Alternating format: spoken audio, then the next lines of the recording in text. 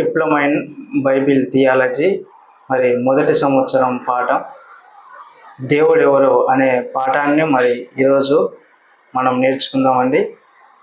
మరి అవకాశం ఇచ్చినటువంటి దైవజనులు పెద్దలు సిబిటి ప్రిన్సిపల్ విక్టర్ సార్ గారికి మరి ప్రత్యేకమైన వందనాలు తెలియజేసుకుంటూ చిన్న ప్రార్థన చేసుకుని మరి వాక్యంలోకి వెళ్ళిపోదామండి.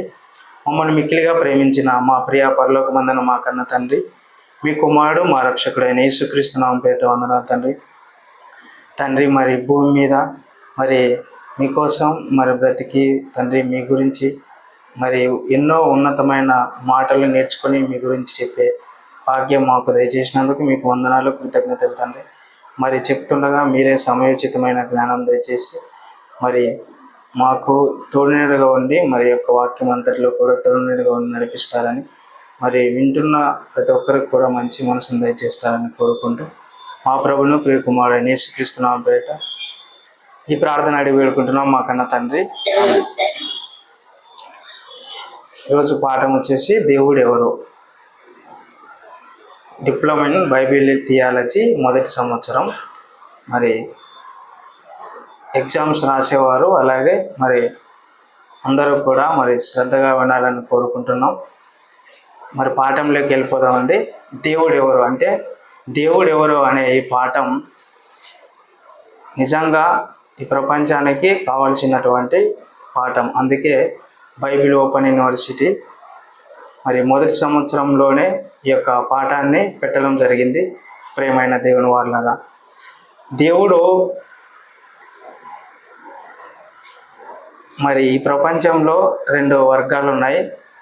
దేవుడు లేడనేవారు కొంతమంది, అలాగే దేవుడు ఉన్నారు అనే వారు మరి కొంతమంది. అంటే దేవుణ్ణి ఎందుకు నమ్ముకుంటున్నారో అన్న కనీస జ్ఞానం కూడా లేని వారు మరి సమాజంలో ఉండడం జరుగుతుంది. పిల్లరా, దేవుణ్ణి అవసరాల కోసమే నమ్ముకుంటున్నారు.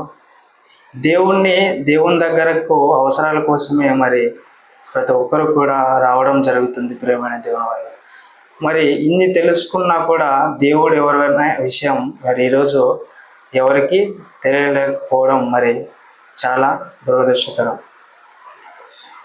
ప్రకృతి అనేది ముందు పుట్టింది, తర్వాత మనిషి పుట్టాడు. అంటే ప్రకృతిని చూసి శాస్త్రవేత్తలు మరి తాము నేర్చుకున్న జ్ఞానాన్ని మరి ఎన్నో డిగ్రీలుగా నేర్చుకొని ఈరోజు మరి శాస్త్రవేత్తలుగా సమాజంలో మరి పిలవడం జరుగుతుంది. ప్రియమైన దేవుడు అంటే ప్రకృతి నుంచి పుట్టిన మరి శాస్త్రాలను చదివి ఈరోజు ఎన్నో డిగ్రీలను కూడా మరి నేర్చుకొని మరి పట్టాభద్రులై శాస్త్రవేత్తలుగా పిలువబడి మరి దేవుడే లేడని మరి శాస్త్రవేత్తలు చెప్పడం జరుగుతుంది. ఈరోజు మరి ప్రకృతిలో ఉన్న వాటిని చూసి కొన్ని శాస్త్రాలుగా మరి శాస్త్రవేత్తలు పేరు పెట్టడం జరిగింది. మొట్టమొదటిగా భూమిపై భాగాన్ని ఉపరితలాన్ని చూసి భూగోళ శాస్త్రం అనే ఒక శాస్త్రాన్ని రాయడం జరిగింది. అలాగే భూమి లోపలి భాగాన్ని మరి చదివి పరిశీలించే జియాలజీ అనగా భూగర్భ శాస్త్రంని మరి ప్రవేశపెట్టడం జరిగింది. అలాగే జంతువుల్ని పరిశీలించి జంతు శాస్త్రం జువాలజీని ప్రవేశపెట్టడం జరిగింది. అలాగే వృక్షాలను చూసి వృక్ష శాస్త్రం అనగా బాటనీ, అలాగే పండ్లను గురించి తెలుసుకొని పండ్ల శాస్త్రం అంటే కార్పాలజీ, అలాగే మానవ శరీరాన్ని పరిశీలించి మానవ శాస్త్రం ఫిజియాలజీ అని, గుండెకు కార్డియాలజీ అని, నరాలకు న్యూరాలజీ అని, అంటే ప్రకృతిలో మరి ఉన్న వాటిని చూసి శాస్త్రాలుగా పేరు పెట్టారు. అంటే ప్రకృతిలో ముందు ఎవరు పెట్టారని వీటిని ఆలోచిస్తున్నట్లయితే సాక్షాత్తు మన కన్న తండ్రి అయిన దేవుడే పెట్టడం జరిగింది. ప్రియమైన దేవుని వల్ల మరి దేవుడు శాస్త్రవేత్తలు దేవుడు ఉన్నారని నమ్ముతున్నారంటే దేవుడు లేడు, దేవుడు ఎవరని వారు మరి ఈరోజు నో గాడ్ అనే పేరట మరి స్టీఫెన్ హాకింగ్ అనే ఆయన దేవుడే లేడు, ఈ విశ్వం అంతా మరి దేవుడు చేయలేదని మరి ఒక స్టీఫెన్ హాకింగ్ అనే మరి శాస్త్రవేత్త పలికి చివరికి చనిపోవడం జరిగింది. ప్రియమైన దేవుని వారు, నిజంగా దేవుని గురించి ఆలోచించినట్లయితే ఒక మాట మనం చూసుకుందామండి. అపోస్తులైన పౌలు గారు రోమీలకు రాసిన పత్రిక 1వ అధ్యాయం 20వ వచనం. అపోస్తులైన పౌలు గారు ఆయన అదృశ్య లక్షణములు అనగా ఆయన నిత్య శక్తియు దేవత్వమును జగదుత్పత్తి మొదలుకొని సృష్టింపబడిన వస్తువులను ఆలోచించుట వలన తేటపడుచున్నవి గనుక వారు నిరతురులై ఉన్నారు. ఇక్కడ అపోస్తులైన పౌలు గారు రోమీయులకు రాసిన పత్రికలో 1వ అధ్యాయం 20వ వచనంలో ఏమంటున్నాడంటే, ఆయన అదృశ్య లక్షణములు అనగా దేవుని యొక్క అదృశ్య లక్షణములు జగదుత్పత్తి మొదలుకొని సృష్టింపబడిన వస్తువులు అనగా దేవుడు ఏ విధంగా మనకు విషదమై ఉన్నాడని ఆలోచించినట్లయితే సూర్యుని చూసి, అలాగే చంద్రుని చూసి, నక్షత్రాలను చూసి, కొన్ని కోటాను కోట్ల నక్షత్రాలను చూస్తే దేవుడు మనకు అర్థమవుతున్నాడు అనే విషయాన్ని ఇక్కడ మనకు పౌలు గారు తెలియజేయడం జరిగింది. అంటే ఆయన అదృశ్య లక్షణం అంటే ఆయన కంటికి కనబడుకోకుండానే ఈ భూమిని అంతటిని కూడా తిప్పుతూ ఉన్నాడు. ఈరోజు భూమి గంటకి ఎంత వేగంతో తిరుగుతుందంటే అంటే కొన్ని లక్షల కిలోమీటర్ల వేగంతో తిరుగుతుంది. అలాగే భూమి తన చుట్టూ తాను తిరగడానికి ఎన్ని గంటలు పడుతుంది? 24 గంటలు. అలాగే సూర్యుని చుట్టూ భూమి తిరగడానికి 1 సంవత్సర కాలం పడుతుంది. అలాగే మరి ఈ సూర్యుడు మరి ఈ 8 గ్రహాలన్నీ కూడా మరి పాలపుంత నక్షత్ర మండలం చుట్టూ మరి తిరుగుతూ ఉన్నాయి. ప్రేమండి, అంటే ఈ పాలపుంత నక్షత్ర మండలం కూడా మరి ఆండ్రోమెడా అనే ఒక నక్షత్ర మండలం చుట్టూ తిరుగుతున్నాయి. అంటే వీటన్నిటినీ వాటంతటికవే తిరగవు. ఎగ్జాంపుల్గా ఒక బైక్ నడవాలన్నా, స్కూటీ నడవాలన్నా డ్రైవర్ ఉండాల. డ్రైవర్తో పాటు ఏముండాలా? పెట్రోల్ ఉంటేనే ఒక లీటర్ పెట్రోలు సుమారుగా 30 కిలోమీటర్ల వరకు పోతుంది. మరి ఈ భూమి, విశ్వం, ఈ నక్షత్రాలు, ఈ గ్రహాలు అన్నీ మరి అంత వేగంతో తిరుగుతున్నాయంటే కారణం ఏమిటంటే వాటంతటికి అవి తిరుగుతున్నాయని ఆలోచించినట్లయితే వాటంతటి అవి తిరగడం లేదు. దీని వెనక ఒక మహాశక్తి ఉంది. ఆ శక్తి ఎవరంటే సాక్షాత్తు మన కన్న తండ్రి అయిన దేవుడు. ప్రియమైన దేవుని వల్ల నిజంగా మరి దేవుని గురించి ఇంకా మనం ఆలోచించినట్లయితే మరొక మాట చూసుకుందామండి. కీర్తనల గ్రంథము, ఇక్కడ శాస్త్రవేత్తలు ఆకాశం పైన జలాలు ఉన్నాయని మరి ఎప్పుడు తెలియజేశారంటే 1996వ సంవత్సరం అక్టోబర్ 16వ తారీఖు నాసా అనేది ఉంది కదండి, స్పేస్, అది అమెరికాలో ఉంటుంది. నాసా అంటే నేషనల్ ఏరోనాటికల్ స్పేస్ ఏజెన్సీ అనే ఈ నాసా శాస్త్రవేత్తలు అందరూ మరి కూడుకొని ఏం చేశారంటే ప్రపంచానికి నీటి ఎద్దడి ఉంది, అంటే నీరు కొరతగా ఉంది. మరి ఈ నీటిని మనము ఎక్కడి నుంచి తీసుకొని రావాలని ఆలోచించారంటే ఆకాశం పైన జలాలు ఉన్నాయని కనిపెట్టారు. ఏ విధంగా కనుగొన్నారంటే హబుల్ టెలిస్కోప్, అంటే 1990 తర్వాత హబుల్ టెలిస్కోప్ వచ్చింది. ఇది మరి ఖగోళంలో ఉన్న వస్తువులను చూడడానికి మరి మానవుడు, శాస్త్రవేత్తలు తయారు చేసుకున్నటువంటి ఒక వస్తువు. వీళ్ళు మరి అక్కడ జలాలు ఉన్నాయని ఎప్పుడు చెప్పారంటే 1996వ సంవత్సరం అక్టోబర్ 16లో అని మరి శాస్త్రవేత్తలు చెప్పడం జరిగింది. ప్రియమైన దేవుని వాళ్ళు, కానీ దేవుడు, సాక్షాత్తు దేవుడు మరి యొక్క ఆకాశం పైన జలాలు ఎప్పుడున్నాయని మరి చెప్పారంటే మరి క్రీస్తుపూర్వం సుమారుగా దావీదు గారు ఏ కాలానికి చెందినవాడు అంటే 1000 సంవత్సరాల క్రితం వాడు. అప్పుడు మరి దావీదు గారు ఎవరండి? దావీదు గారు ఇజ్రాయేలుకి రాజు. మరి ఆ రాజు ఒక మాట మరి తన కీర్తన గ్రంథంలో రాయడం జరిగింది. ప్రియమైన దేవుని వల్ల ఆ వచనం మనం చూసుకుందాం అండి. పరిశుద్ధ గ్రంథంలో నుండి దావీదు గారు రాసిన కీర్తనలు 148వ అధ్యాయం 4వ వచనం. ఒకసారి చదవండి. పరిశుద్ధ గ్రంథంలో నుండి కీర్తనలు 148వ అధ్యాయం 4వ వచనం. పరమాకాశములారా, ఆకాశం పైనున్న జలములారా ఆయనను స్తుతించుడి. యెహోవా ఆజ్ఞయేగా అవి పుట్టెను. చాలు. ఇక్కడ కీర్తనలు 148వ అధ్యాయం 4వ వచనంలో ఏమంటున్నాడంటే, పరమాకాశములారా, ఆకాశం పైనున్న జలములారా. ఇక్కడ ఆకాశం పైన ఏమున్నాయంట? జలాలు ఉన్నాయి. అంటే వీళ్ళు శాస్త్రవేత్తలు ఎప్పుడు కనుక్కున్నారు ఈ విషయాన్ని? 1996 సంవత్సరంలో అక్టోబర్ 16వ తారీఖున మరి నాసా, అమెరికాలో ఉన్నటువంటి మరి స్పేస్ ఏజెన్సీ నాసా అనే ఒక అంతరిక్ష పరిశోధన కేంద్రం వాళ్ళు మరి ఆకాశం పైన జలాలు ఉన్నాయి, వాటిని మరి భూమి మీదకి తీసుకొని రావాలని ఎప్పుడు చెప్పారు? 1996లో. కానీ దేవుడు ఎప్పుడు చెప్పాడు బైబిల్ గ్రంథంలో? సుమారుగా క్రీస్తు పూర్వం 1000 సంవత్సరాలు, అంటే ఇప్పటికి 2000, అంటే మొత్తానికి 3000 సంవత్సరాల క్రితమే ఆకాశం పైన ఉన్నాయని చెప్పారు? జలాలు. ప్రేమైన దేవుని వాళ్ళరా, నిజంగా శాస్త్రం గొప్పదా, బైబిల్ గొప్పదా అంటే బైబిలే గొప్పది.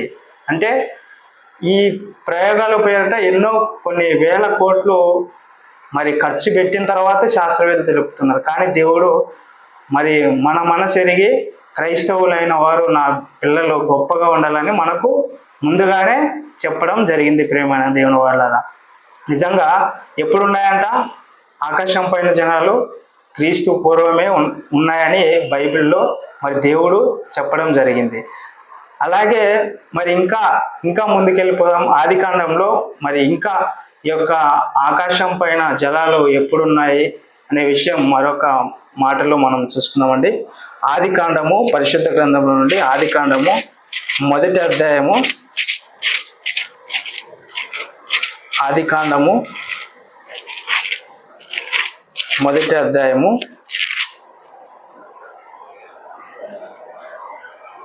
6వ వచనం 7వ వచనం. 7వ వచనం.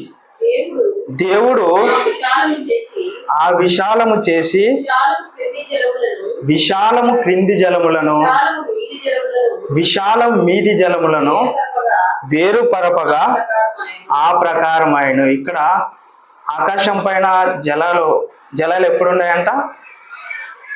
విశాలం చేసి విశాలం క్రింది జలములను విశాలం మీది జలములను. అంటే విశాలానికి దేవుడు పెట్టిన పేరు ఏంటంటే ఆకాశం.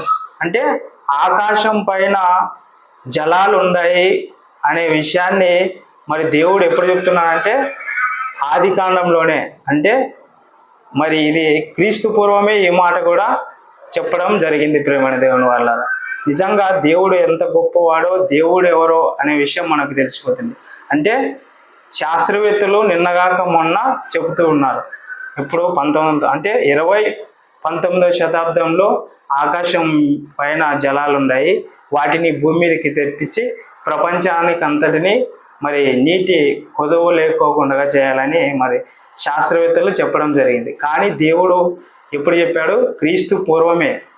కీర్తనలో దావీదు గారు చెప్పారు. అలాగే మరి ఆదికాండంలో పరిశుద్ధాత్మ దేవుని సహాయంతో మోషే గారు మరి చెప్పడం జరిగింది. ప్రేమైన దేవుని వాళ్ళ, నిజంగా బైబిల్ అనేది ఎంతో గొప్ప పుస్తకం. బైబిల్ ఒక కల్పిత గ్రంథం కాదు, దేవుడు రాయించిన ఒక మహా విజ్ఞాన గ్రంథం బైబిల్. మరి అలాగే విశాలం కింది జలాలు కూడా ఎప్పుడున్నాయనే అనే విషయం మనం తెలుసుకున్నట్లయితే ఇది నోవా కాలంలోనే మనకు తెలిసిపోయింది. అంటే దేవుడు జలప్రలయం చేత మరి ఆ ప్రజలందరినీ నాశనం చేయాలని ఆదికాండం 7వ అధ్యాయం చదవండి ఒకసారి.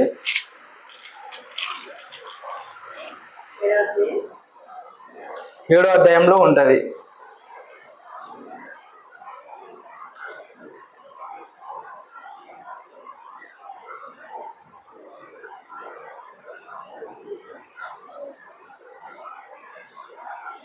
అంటే అక్కడ కూడా 7వ అధ్యాయంలో భూమి పైన భూమి అగాంతంలో నుంచి భూమి కింద జలాలు వచ్చినా కూడా నాశనం అనేది కాలే. అందుకు దేవుడు ఎక్కడి నుంచి మరి ఆ జలాలను రప్పించాడంటే ఆకాశం తూములను విప్పి ఇంకా మరి ఆ యొక్క వర్షాన్ని కురిపించి నాశనం చేయడం జరిగింది. 11వ వచనం చదవక సరే చదవక. నోవాహు వయసు యొక్క 600 సంవత్సరము 2వ నెల 17వ దినమున వెరీ గుడ్ మహా అగాధ జలముల ఊటలన్నీ ఆ దినమందే విడబడెను, ఆకాశపు తూములు విప్పబడెను. ఇక్కడ ఆదికాండము 7వ అధ్యాయం 11వ వచనంలో కూడా ఆకాశం పైన జలాలను దేవుడు రప్పించినట్టుగా మనకు దేవుడు మరి స్పష్టంగా రాయించడం జరిగింది. ప్రియులారా, నిజంగా దేవుడు మరి మనకు ఎంత గొప్పవాడంటే దేవుడు ఈ విశ్వం యొక్క రహస్యాలను శాస్త్రవేత్తలు కనిపెట్టక ముందే మనకు దేవుడు తన మహాజ్ఞాన గ్రంథమైన బైబిల్లో రాయడం జరిగింది. ప్రియమైన దేవుడు, నిజంగా దేవుడు ఎంత గొప్పవాడంటే నిజంగా చాలా గొప్పవాడు. ఎందుకంటే శాస్త్రవేత్తలకు తెలియని మహాజ్ఞానాన్ని చిన్నవారమైన మన కోసం ముందుగానే తెలియపరిచారు. అంటే మనం ఏ రూపాయి ఖర్చు పెట్టుకోకుండా దేవుడు మనకు ఈ యొక్క జ్ఞానాన్ని అందించడం జరిగింది. ప్రియమైన దేవుని వల్ల ఇంకా మనము ఈ యొక్క పాఠంలోకి వెళ్ళిపోతుంది. కీర్తనలు 19వ అధ్యాయం 1వ వచనం. ఇక్కడ దేవుని యొక్క మహిమను ఏవి వివరిస్తున్నాయనే విషయాన్ని మరి దావీదు గారు రాయడం జరిగింది.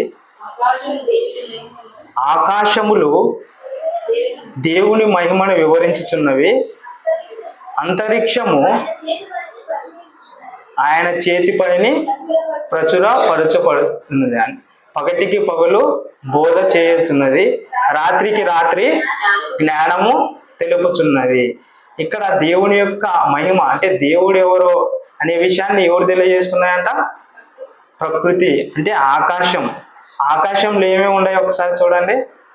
ఎన్నో నక్షత్రాలు, ఎన్నో గ్రహాలు, ఎన్నో నక్షత్ర మండలాలు, వీటన్నిటినీ మరి దేవుడు తిప్పుతున్నాడు. కారణం ఏమిటంటే భూమి మీద తన పోలికలో తన రూపంలో ఉన్నటువంటి మానవులైన మన కోసం దేవుడు తిప్పడం జరిగింది. ప్రేమ, నిజంగా ఆకాశం వైపు చూస్తే నిజంగా ఆకాశం ఎంత పెద్దగా ఉంది, చాలా పెద్ద. ఎవరు కూడా కొలవలేరు ఆకాశాన్ని. ఒక నక్షత్రము భూమి కంటే ఎన్ని లక్షల రెట్లు పెద్దదంటే సుమారుగా 14 రెట్లు. అంటే ఒక భూమి 14 లక్షల భూములు కలిపితే ఒక సూర్యుడు. మరి ఈ సూర్యుడు ఏ నక్షత్ర మండలంలో ఉన్నాడంటే పాలపుంత అనే నక్షత్ర మండలంలో ఉన్నాడు. అలాగే మరి ఈ పాలపుంత నక్షత్ర మండలం, ఆండ్రోమేడా, ఇలా మరి ఆకాశంలో మనం ఒకసారి ఆకాశం వైపు చూస్తే దేవుడు ఉన్నాడు, వీటన్నిటినీ తిప్పుతున్నాడు అనే విషయం మనకు అర్థమవుతుంది. ప్రియమైన దేవుని వల్ల నిజంగా ఆకాశములు దేవుని మహిమను వివరిస్తున్నవి, అంతరిక్షము ఆయన చేతి పనిని ప్రచురపరుచుతున్నది, పగటికి పగలు బోధ చేస్తున్నది. ఇప్పుడు పగలు రేపు కలుసుకుందాం అంటాం, రేపు కలుసుకుందాం 10 గంటలు అనుకుంటాం. 10 గంటలకు రేపు 10 గంటలు రావాలంటే ఎంత ప్రాసెస్ జరగాలి? భూమి తిరగాలి, సూర్యుడు తిరగాలి, 8 గ్రహాలు తిరగాలి సూర్యుని చుట్టూ. అలాగే సూర్యుడు మరి పాలపుంత నక్షత్ర మండలం చుట్టూ తిరగాలి. ఈ పాలపుంత నక్షత్ర మండలం, ఆండ్రోమేడా, ఇలా ఈ విశ్వమంతా తిరిగితేనే రేపు అనేది వస్తాయి. మనం చిన్నగా ఏమంటాం? రేపు కలుసుకుందాం అంటాం. నిజంగా ఈ రేపు అనే సమయం రావడానికి దేవుడి విశ్వాన్ని అంతటినీ తిప్పుతున్నాడు. ప్రియమైన దేవుడి వల్ల నిజంగా దేవుడు ఎవరు అని మరి క్వశ్చన్ చేసే వాళ్ళకి ఒకసారి విశ్వాన్ని చూపిస్తే, ఈ భూమిని చూపిస్తే, తర్వాత విశ్వంలో ఉన్న ప్రతి వస్తువును చూపించడం ద్వారా దేవుడు ఎవరు, దేవుడు ఎంత గొప్పవాడు అనే విషయం మనకు తెలియపరచబడుతుంది. ప్రియమైన దేవుని వల్ల నిజంగా దేవుడు ఏ విధంగా ఉన్నాడంటే దేవుడు ఆత్మ కంటికి కనిపిస్తుందా? కంటికి కనిపించడు. యోహాను సువార్త 4:24 ఒకసారి చదవండి. దేవుడు ఎవరనే విషయం మనకు ఈ యొక్క దేవుడు ఆత్మ గనుక ఆయనను ఆరాధించు వారు ఆత్మతోనూ సత్యముతోనూ ఆరాధింపవలను. దేవుడు ఆత్మ. ఆత్మ మన కంటికి కనిపిస్తుందా? కనబడదు. మరి దేవుడు లేదని మూర్ఖులు మరి హేతువాదులు అంటున్నారు. దేవుని చూపించు అంటుంటారు. దేవుని చూపించంటే మరి గాలిని చూపిస్తాం. గాలిని చూపించంటే గాలి కనపడుతుందా? కనబడదు. కనబడుకోకున్నా కూడా గాలి తన యొక్క మరి క్రియలన్నిటినీ కూడా కనబడకుండా చేస్తుంది. ఎగ్జాంపుల్గా మరి ఈ మైకు పనిచేయాలంటే ఏముండాలి? కరెంట్ ఉండాలి. కరెంటు మన కంటికి కనిపిస్తుందా? కంటికి కనబడదు. కనబడకపోయినా ఈ యొక్క పవర్ ద్వారా, కరెంటు ద్వారా మరి మైకు పనిచేస్తుంది. అలాగే మరి కరెంటు లేకపోతే ఈ మైకు పనిచేయడం లేదు. ప్రేమ ఎవరైనా దేవుడు లేదనే విషయాన్ని అన్నారనుకో, మనం ఏం చేయాలంటే కరెంటు ముట్టుకో ఒకసారి అన్నారు. కరెంటు ముట్టుకుంటే ఏమైపోతాడో అప్పుడు కరెంటు ఉండాలా లేదనే విషయం తెలుస్తుంది. అంటే వైర్ను ముట్టుకుంటేనే కరెంటు ఉండాలా లేదనే విషయం తెలుస్తుంది. ప్రేమ దేవుని వాళ్ళు నిజంగా దేవుడు మరి ఆత్మ కంటికి కనబడదు. కనబడకపోయినా ఈ విశ్వాన్ని అంతటిని తిప్పుతాడు. ఎగ్జాంపుల్గా మరి దేవుడు కనబడ అంటే ఇప్పుడు సూర్యుడు ఉంటాడు. మధ్యాహ్నం వేళ సూర్యుడిని అదే విధంగా చూస్తే ఎంతసేపు చూడగలం? సూర్యుడిని మహా అంటే ఒక 2 నిమిషాలు చూస్తాము, 10 సెకండ్లు కానీ చూడలేము. అట్లే చూస్తే కళ్ళు మూసుకుంటాం. అంటే ఒక సూర్యుడు, దేవుడు కలిగించిన ఒక సూర్యుడినే చూడలేకపోతే దేవుడు ఎవరంటే మొదటి తిమోతి అపోస్తలుడైన పౌలు తిమోతిలకు రాసిన పత్రికలో ఉంటుంది మాట ఏంటంటే, ఆయన మాత్రమే వసించుచు అమరత్వం గలవాడై, మొదటి తిమోతి 6:16 చదువు. సమీపింపరాని తేజస్సులో ఆయన మాత్రమే వసించుచు అమరత్వం గలవాడై ఉన్నాడు. మనుషులలో ఎవడునూ ఆయనను చూడలేడు, ఎవడునూ చూడలేరు. ఆయనకు ఘనతయు శాశ్వత ప్రభావమును కలుగునుగాక.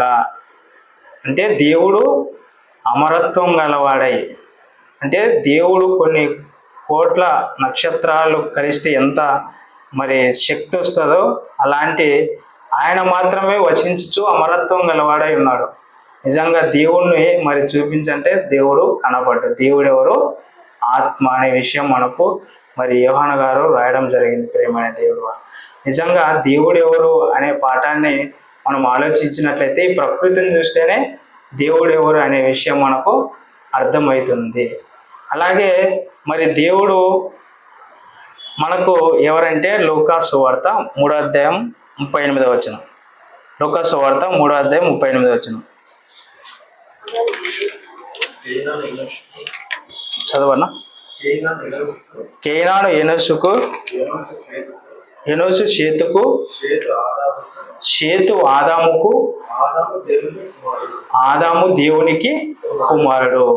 అంటే ఆదాము దేవునికి ఎవరైతారంట? కుమారుడు. అంటే దేవుడు మనకెవరనే విషయం ఇక్కడ అర్థమవుతుంది. దేవుడు మనకు తండ్రి. దేవుడు ఎవరు అని మనం ఆలోచించినట్లయితే దేవుడు మనందరి యొక్క తండ్రి, మన ఆత్మలకు కన్న తండ్రి. ఈరోజు మరి దేవుడు ఎవరు, దేవుడు ఎలాంటి వాడు, ఆయన లక్షణాలు మరి ప్రకటించవలసిన బాధ్యత ఎవరిపైన ఉందంటే క్రీస్తును నమ్ముకున్న మనపైనే ఉంది. ప్రేమైన దేవుని వాళ్ళ నిజంగా ఆ క్రీస్తే ఏమని చెప్పినానంటే తండ్రి రొమ్మున ఉన్న అద్వితీయ కుమారుడే ఆయనను బయలుపరిచాను. యేసుక్రీస్తు వారు కూడా మరి తండ్రిని ఏ విధంగా తండ్రి అనే మొట్టమొదట తండ్రి అని పిలిచిన వారు ఎవరంటే సాక్షాత్తు మన యేసుక్రీస్తు వారు దేవుణ్ణి తండ్రిగా మనకు పరిచయం చేశాడు. ఏ విధంగా అంటే మనం ప్రార్థన చేస్తుంటాం కదండి, పరలోకమందున్న మా తండ్రి నీ నామం పరిశుద్ధపరచబడును గాక. అంటే పరలోకమందున్న మా తండ్రి, దేవుడు మనకు తండ్రి. మన కోసమే దేవుడి విశ్వాన్ని చేశాడు. ఈ విశ్వాన్ని చేసి మనకు చనిపోయిన తర్వాత మరో బ్రతుకుంది అని యేసుక్రీస్తు వారిని ఈ భూమిపైకి పంపించి మన పాపాల నిమిత్తం చనిపోయి తిరిగి లేచాడు. కాబట్టి మనం కూడా మరి ఆయన మనకు తండ్రి ఉన్నాడు.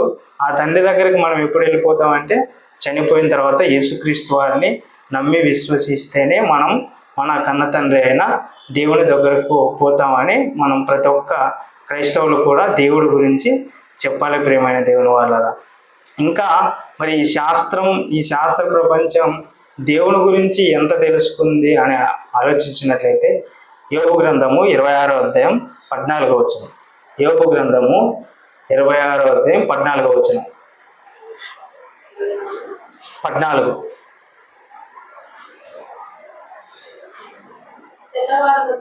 యోబు గ్రంథము 26వ అధ్యాయం 14వ వచనం. ఇవి ఆయన కార్యములలో స్వల్పములు, ఆయన గూర్చి మనకు వినబడుచున్నది మిక్కిలి మెల్లనైన గుసగుస శబ్దము పాటిదే కదా. అంటే ఇక్కడ దేవుడు మరి శాస్త్రవేత్తలు మరి దేవుడి విశ్వాన్ని ఏ విధంగా కలిగించాలంటే ఇవి ఆయన కార్యములలో, దేవుడు చేసిన కార్యములలో ఈ ప్రకృతికి అంతా ఏ విధంగా ఉందంట స్వల్పంగా. ఈ స్వల్ప కార్యాలనే అంత తెలుసుకున్నాడా శాస్త్రవేత్తలు? 100%లో 10% తెలుసుకున్నామంట. ఇంకా 90% మరి శాస్త్రవేత్తలు తెలుసుకోలేకపోతున్నారు ప్రేమైన దేవుడు. అంటే ఈ చిన్న దేవుడు కలిగించిన ఈ గుసగుస శబ్దంలో యోబు గారు రాసినారు. యోబు గారు క్రీస్తు పూర్వం 1400 సంవత్సరాల కాలంలోనే రాశాడు ప్రియమైన దేవుడు. కానీ శాస్త్రవేత్తలు కొంచెం కనుకొని మాకు అంతా తెలుసు, మాకు ఈ దేవుడు తెలుసు, దేవుడే అసలు లేరు, ఇది ప్రకృతి అంతా దానంతా కాదంటే వచ్చింది అని కొద్దిగా తెలుసుకొని మరి శాస్త్రవేత్తలు దేవుణ్ణి నిందిస్తూ ఉన్నారు. మేము దేవుని కంటే ఎక్కువ అని వాళ్ళు మరి శాస్త్రవేత్తలు గొప్పలు చెప్పుకోవడం జరిగింది ప్రియమైన దేవుని వారు. కానీ దేవుడు ఏమంటున్నాడు? ఈ యొక్క ప్రకృతి అంతా, ఈ విశ్వం అంతా ఆయన చేసిన పనిలో స్వల్పమని దేవుడు తెలియజేయడం జరిగింది ప్రియమైన దేవుని వారు. నిజంగా మరి ఈ ప్రకృతిలో ఈ విశ్వానికి ఒక మార్గం, ఒక కక్ష పెట్టి ఏ విధంగా తిప్పుతున్నాడో అనే విషయాన్ని కూడా మనం మరి ఈ సమయంలో తెలుసుకుందామండి. యోబు గ్రంథము 38వ అధ్యాయము, యోబు గ్రంథము 38వ అధ్యాయము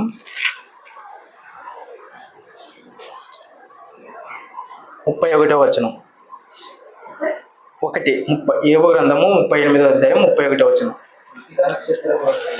కృత్రిక నక్షత్రములను నీవు బంధింపగలవా? మృగశీర్షిక కట్లను విప్పగలవా? వాటి కాలములలో నక్షత్ర రాశులను వచ్చినట్లు చేయగలవా? సప్తర్షి నక్షత్రములను వాటి ఉపనక్షత్రములను నీవు నడిపింపగలవా? ఆకాశ మండలపు కట్టడలను నీవెరుగుదువా? దానికి భూమి మీద గల ప్రభుత్వమును నీవు స్థాపింపగలవా? ఇక్కడ యోబు గారు సుమారుగా క్రీస్తు పూర్వం 1400 సంవత్సరాల కాలంలో ఈ యొక్క యోబు గ్రంథాన్ని రాయడం జరిగింది. అంటే కృత్రిక నక్షత్రములను నీవు బంధింపగలవా? మృగశీర్షిక కట్లను విప్పగలవా? వాటి కాలములలో నక్షత్ర రాశులను వచ్చినట్లు నీవు చేయగలవా?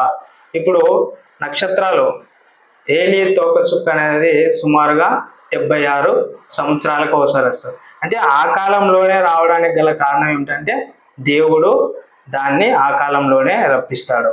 అంటే వాటికి ఒక కక్ష పెట్టినాడు, అంటే ఈ కక్షలోనే తిరగాలి. ఇప్పుడు భూమికి కూడా ఒక కక్ష, దీర్ఘవృత్తాకార కక్ష పెట్టాడు. ఈ కక్షలోనే భూమి తిరగాలి. ఒకవేళ కక్ష దాటి వేరే దాంట్లో పోతే మరి విశ్వానికి అంతటికి ప్రమాదం ప్రియమైన దేవుని వాళ్ళారా. అలాగే సప్తర్షి నక్షత్రములను వాటి ఉపనక్షత్రములను నడిపింపగలవా? అంటే సప్తర్షి నక్షత్రములు అంటే ఇప్పుడు మార్చి, ఏప్రిల్, మేలో పెళ్ళిళ్ళ సీజన్ వస్తుంది. అప్పుడు సప్తర్షి నక్షత్ర మండలం అనేది మనకు కనిపిస్తుంది. అప్పుడు కనిపించినప్పుడు ఆ సప్తర్షి నక్షత్రంలో 7 ఉంటాయి. ఆ 7 కిందట ఒక నక్షత్రం ఉంటుంది, అది ఉపనక్షత్రం. దాన్ని ఏమంటారంటే అరుంధతి నక్షత్రం. అంటే పెళ్ళైన తప్పుడు పెళ్లి జంటలకి ఆ నక్షత్రాన్ని చూపిస్తారు. అప్పుడు ఆ నక్షత్రం మీకు కనబడిందా అని మరి పెళ్లి కొడుకుకి పెళ్లి కొడుకుని చూపించినప్పుడు వారు కనబడకపోయినా కనబడేదంటారు. ఎందుకంటే అప్పటికే టైం అయిపోతుంది, ఆకలిస్తుంది. అందుకు ప్రియమైన దేవుని వల్ల నిజంగా దేవుడు మరి ఈ విశ్వానికి అంతటికి కూడా మరి కొన్ని కట్టడాలను నియమించాడు, కొన్ని కక్షలను నియమించాడు. ప్రియమైన దేవుని వల్ల ఆ కక్షల్లోనే వాటి కాలంలోనే నక్షత్ర రాశులు కానీ వాటి టైంలోనే అవి తిరగాలి.